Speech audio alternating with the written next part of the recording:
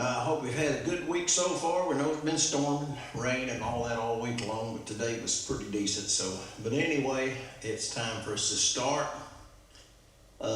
Last week, of course, we left off in the book of Numbers, and I didn't quite get to cover near what I wanted to, but I'm going to try to finish up because I'd like for us to hurry and get through Deuteronomy, getting into the book of Joshua and into the book of Judges and start seeing just what Israel and God does together. But anyway, we was all the way up to, I think, around chapter 11 of the book of Numbers. And of course, in chapter 11, there all the way through 14, people are constantly complaining to God about everything. We want food, we want this, we want that. So God gave them manna, was given to them, and then right after that, they began to complain because they didn't have any meat. And God began to bring quail in to cover the ground so they could have food to eat. And I think we did cover last week where Miriam, the sister of Moses, and his brother Aaron, they kindly challenged Moses' leadership. And of course, remember, talked last week, Miriam was struck with leprosy. Moses prayed for her, and of course, God healed her. But one thing I want to point out before we go on very farther, in chapter 13, I know that you've heard people preach about it, talk about it, teach about it, but over in chapter 13 of the book of Numbers is also where the 12 spies went into Canaan land. Now, I want you to understand here what was going on.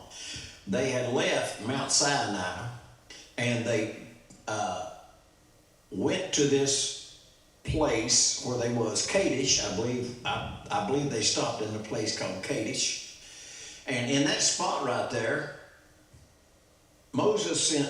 God told Moses, said, send spies into Canaan land. Now, from the time that they left Sinai, it should have been an 11-day journey for them to enter into the promised land, okay? Now, when the spies came back, of course, we know that they did not give a good report. They gave a good report of what the land was. They said, truly, it's a land flowing with milk and honey. They talked about the fruit, the food, but they also talked about the enemies. And one enemy in particular that they named in chapter 13 was some descendants of Anak. And of course, the children of Israel said they were like giants. We were like grasshoppers in their own sight. They were huge men at that time, probably 9 foot tall. Because if you begin studying in the Word of God, you'll find out, even it's stated over when they talk about the individual that King David slew with a stone. The Philistine, the great Philistine, Goliath. And Goliath, according to some things that I read, he was around 9 foot tall. I know his armor, best I can remember reading up on it, his armor that he wore, everything, his breastplate, the maul and everything around him weighed around 420 pounds. So you knew that this was a huge individual. Even the beam of his spear weighed 28 pounds.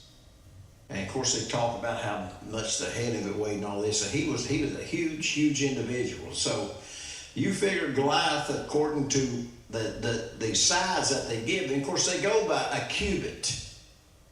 And about everything in the Bible when it talks about sizes was cubits. When God gave Moses directions for the tabernacle in the wilderness, he said, make it so many cubits this way and so many cubits that way. When Noah was going to build the ark, God told him, you build it so many cubits this way, so many cubits high. Now, what a cubit is normally from the tip of a man's finger to his elbow. That distance right there was 1 cubit. And so that's pretty well a measurement that they went by. And I don't know just how many inches that feet or inches or whatever that they put into it, but that was a biblical cubit. But the 12 spies were sent into Canaan. They come out. 10 was given a bad report. And of course, Joshua and Caleb was the only 2 that said, we can do this. God said we can do it. We can go do it. And because of the rejection of God's commandment to go into Canaan land and take it, because God said, I will go before you. I will conquer these people for you. Well, they were afraid to go. So this 11-day journey to go into Canaan land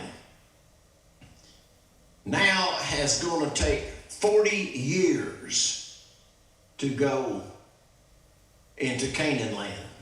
Because of the rejection that they done, God told them, said, every one of you all that have rejected this, said your carcasses will fall in the wilderness and you will never, never step foot in the promised land. And so they rebelled. They wandered 40 years in the wilderness. And now when you get on over into chapter 15, like I said, I just want to hit certain highlights out of every book. 15 through 19 we'll put. There was something really particularly happened. I believe it's on over. Yeah, in chapter 16, there was an individual by the name of Korah. He was in with everyone, but he had a following that was non-Israelite, you might say, or non-Jewish. But he also had Jewish followers with him. And according to what the Bible said, the Korah, which he was a descendant of Levi, of the original tribe of Israel, but this individual rose up before Moses with some of the children of Israel, 250 leaders of the congregation, representatives of the congregation, of men of renown. They gathered together against Moses and Aaron and said to them, you take too much on yourself. All the congregation is holy, every one of them, and the Lord is among them. Then why do you exalt yourself above the assembly of the Lord? And, they was kind of getting up in his face about these particular things. And they was more or less telling him, why do you think you're better than we are? You've exalted yourself like a god. He said, then Moses asked him, he said, what are you doing? Or are you seeking the priesthood? Are you trying to take all this away from me? So Korah rose up against Moses and Aaron and pretty well told him, you've set yourself up really nice. You're ahead of everything. You get everything. You tell everybody what to do, and it's about time that somebody else took over.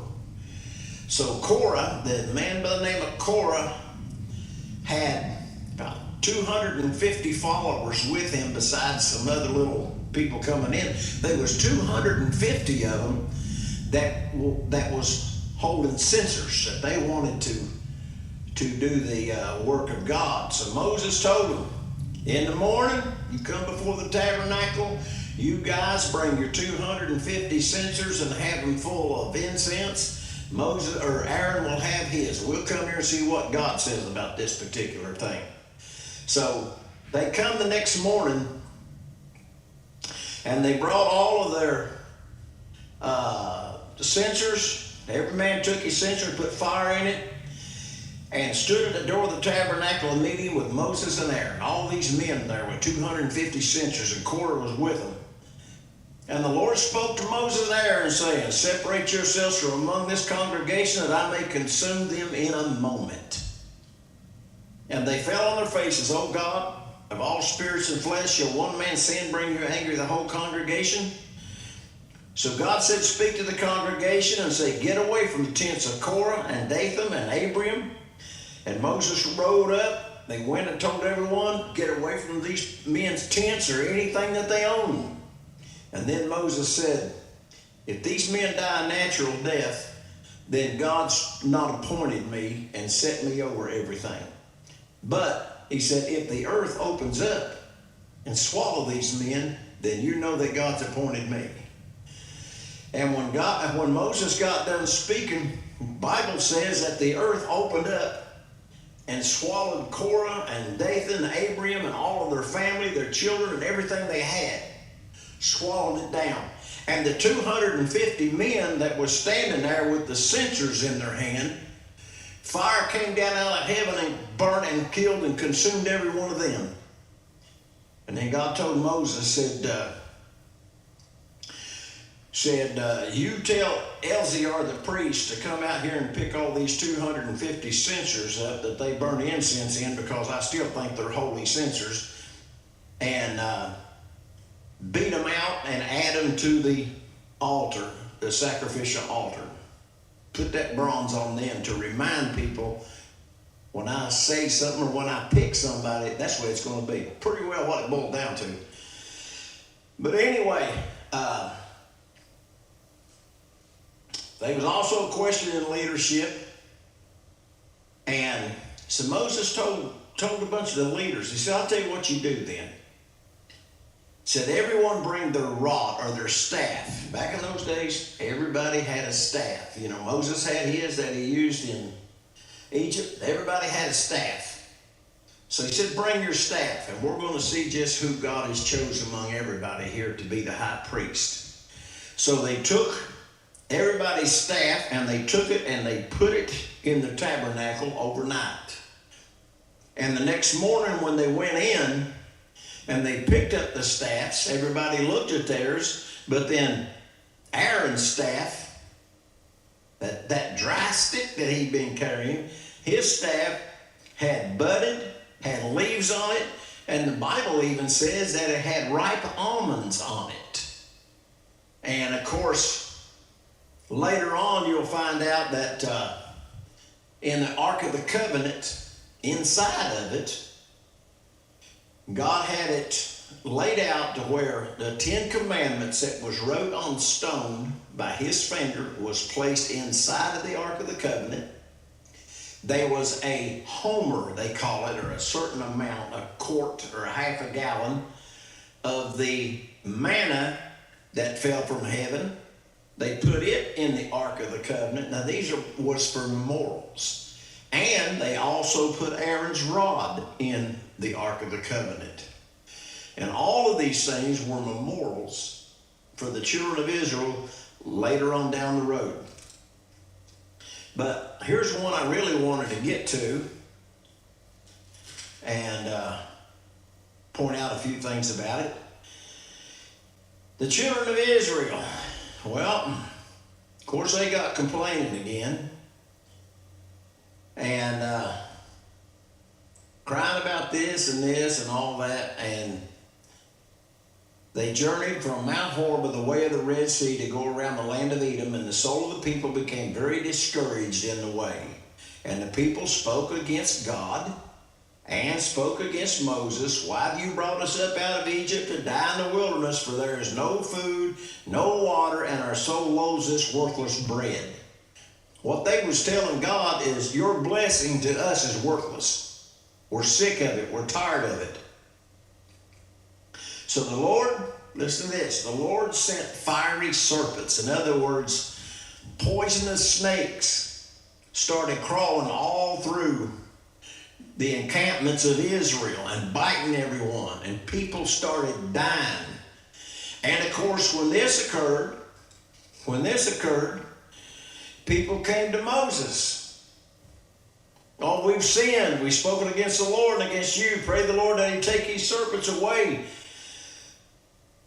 So Moses prayed for the people, and the Lord said, Moses, make a brazen fiery serpent and put it on a pole and put it in the middle of the camp, and everyone that was bitten, if they'll look at that brazen serpent, they shall live.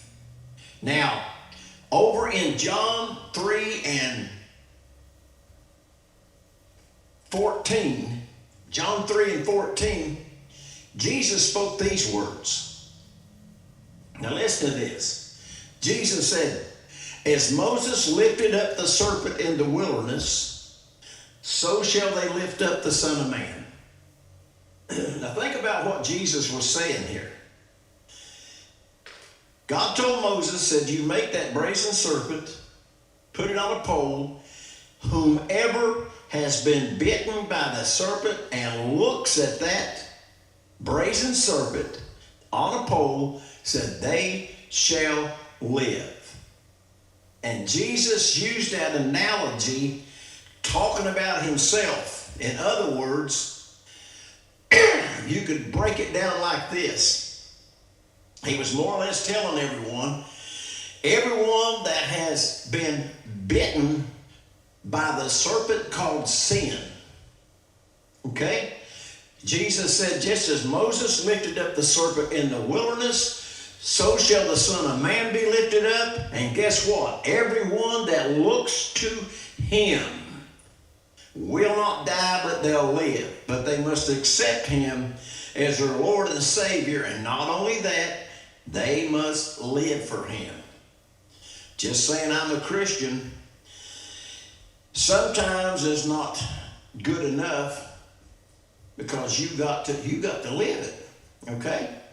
And there's an old cliche that a lot of people say, a lot of preachers I hear say it.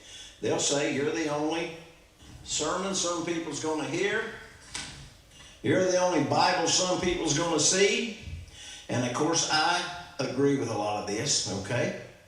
But now, also something else I want to get to is Moses, I believe it was in chapter 20, just before the brazen serpent. The people come to Moses, and they were crying and going on. We don't have this, we don't have that, we don't have water to drink, and all of this. And there was another instance that I think this was the third time that God spoke to Moses and said, I'll tell you what, I'm gonna destroy every one of them, and out of you, Moses, I'm gonna make a great nation. And Moses would intercede, and God would turn back, and he would answer what they was wanting. Now, it was a place called Kadesh, and they was crying and wanting water. Now, if you remember the first time that they wanted water, God spoke to Moses, and he said, I want you to go to the big rock. There's a big rock. I want you to smite that rock with your staff. And Moses went up to this particular rock, and he smote that rock with his staff, and it split, it cleaved in two, it says, and water came gushing out. And you know, a lot of people say, well, some days a little water come out. Listen, you got to understand. I pointed out week before last, or it may have been last week before last. Anyway, just how many people that may have came out of Egypt. Instead of the million I used to think, I'm more or less thinking maybe 3 to 3.5 million people. Now, there was enough water came out of that rock when Moses smoked that rock to give water to everybody in the camp and all of their animals. They had a great caravan of animals going along with them. So think about that. But then, at this particular time, Moses was aggravated. He was a pastor of a rough congregation, let me tell you right now. His congregation wasn't happy with him right at the moment. And so God's told Moses, says, well, go to this particular rock And he said, Moses, I want you to speak to that rock and tell it to have water come forth. Well, Moses was upset at everybody there. He also complained in that same time and told God, he said, you give me this bunch of people and they're driving me crazy, more or less what he said. But God said, go over and speak to that rock. Moses goes over there. He's mad. And what he does, he takes his staff and wham, he hits it twice. And when he did, the rock gave out water for everybody there. All of the people, all of the animals, everything. It got water began gushing out of there. And then God spoke to Moses. He said, Moses, that's not what I told you to do. I told you to speak to that rock and let water come forth. And he said, you disobeyed me. Now think about this, what Moses had done so far from the time that he contested with Pharaoh in Egypt, set at liberty the children of Israel, brought them up, held that staff up, parted the Red Sea, brought them all the way through to where they were. And Moses at that time got angry, lost his temper, and disobeyed God. And God told Moses, he said, Moses, because you have done that in front of all these people. And this is what God was looking at. He said, you're my leader. You are the head of all of this. You're the pastor of this big church. But Moses, you have done this against me in front of these people, and because you've done that, you don't get to go into the promised land. He said, I'm going to show it to you, and you're going to be able to see it, but you're not going to get to go into it. So that was probably bearing on Moses' mind through the rest of this journey. Because remember, they wandered through the wilderness for 40 years, okay? Now, I know that seems like an awful long time to be stranded out there, but it was. And 11-day journey, like I said, it turned into a 40-year trek, that 11-day journey. Now, of course, right at the end of the book of Numbers, which we're going to just get over there to it real quick, Miriam and Aaron both die. And, of course, Moses hadn't died yet, but Miriam and Aaron died. And that was Moses' sister and Moses' brother. Both of them had died. And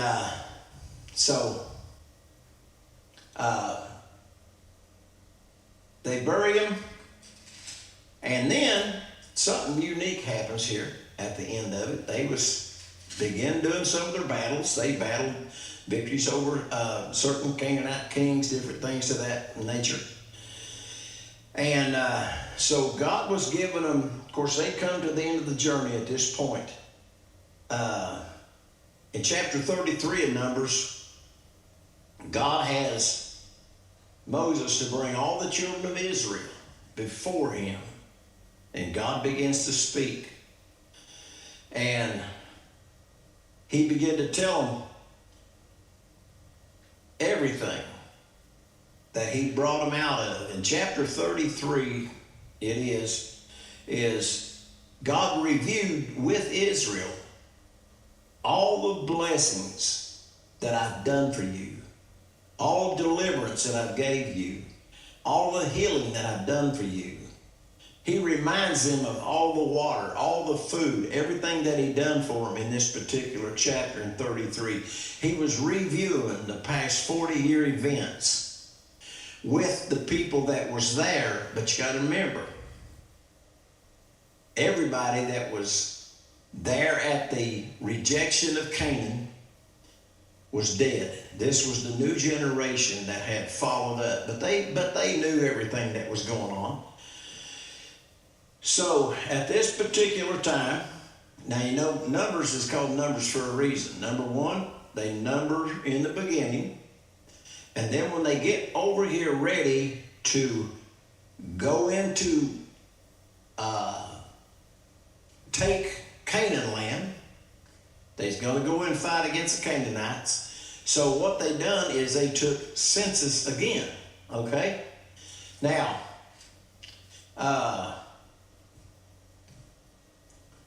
go on over into, I believe it's, let me get some glasses on so I can see. They begin making a plan of war. They begin getting everything set up for the conquest of Canaan in the last part of Numbers.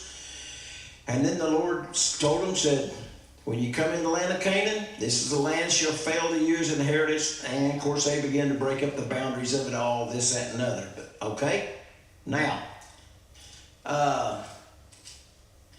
so that was pretty well the end of it, really, except one thing I believe I did miss back here I wanted to get. Let me look real quick. Yeah, here's something that you heard Bible stories about, and I know what they've told these Bible stories to kids and everything. But it's in the book of Numbers, where there was a prophet by the name of Balaam. And there was a certain king that knew they was coming through and that they was going to conquer everything in their way. And this certain king got this prophet Balaam and said, look, I'll pay you if you'll curse Israel for me, that I can defeat them. And of course, every time that he would do that, or start to, he wouldn't do nothing but bless Israel. But here's the unique thing about it. When Balaam was on his way to see Balak, the king, when he would get to a certain point, he was riding a donkey. And he was trying to go through this one particular place, and God put an angel out in front of that donkey. And so the donkey could see the angel, but Balaam couldn't see it. So the donkey would try to turn to go another way, and Balaam would take his stick and hit that donkey and pull it back around, and the donkey tried to go another way, and Balaam would take his stick and wham, hit that donkey again to make him go the way he wanted to, but that angel was standing right in front of him with a flaming sword. And all of a sudden, that donkey spoke to Balaam, and he said, why are you hitting me with a stick? More or less. And if you've ever wondered where that little story was at, it's actually over here in chapter 22, and I believe in 23, it covers all of it, about the story of the donkey talking. But, of course, I've heard some really weird cliches about all of this. About, if God could speak to a donkey, why couldn't he speak to certain people, So, anyway, that's about some of the main highlights of the book of Numbers. And so I'm going to go ahead. I got a couple of minutes. And just want to tell you a little thing about the book of Deuteronomy. Of course, that's the last book, what they call the book of Moses. This is the last one. It's the fifth book of Moses. And what this one is, it's just a discourse that Moses began to give, and it was some farewell messages because Moses was getting ready to die. And Moses was 120 years old at this time, and they had made it. They were there at the promised land. Aaron was dead. Joshua had taken over. That's where we're at now. Joshua had taken over in Aaron's place. Moses was dead, or Moses was putting Joshua, Moses was putting Joshua in his place. He was going to succeed Moses. And so he began to address everybody about everything that was going on. And the thing about it is Moses asked God, he said, can I go and just walk in there and look at it? And God said, no. He said, but you can go up on this one big mountain and you can look at all of it. You can look at it, but you can't enter into it. So Moses went up on the mountain and he looked at all the promised land. And then the Bible said Moses died. So what I'm going to do is, I'll probably just stop here, because Moses is something like the book of Leviticus. It contains a lot of legal detail. Deuteronomy does. So the legal detail, like penalties that God is doing and all this, I'm not going to get into a lot of those things. But the book of Levi, its emphasis was on the Levitical priesthood. Just about all of it was on the Levitical priesthood. Now, and this one here was more or less about the laymen, the people there, okay?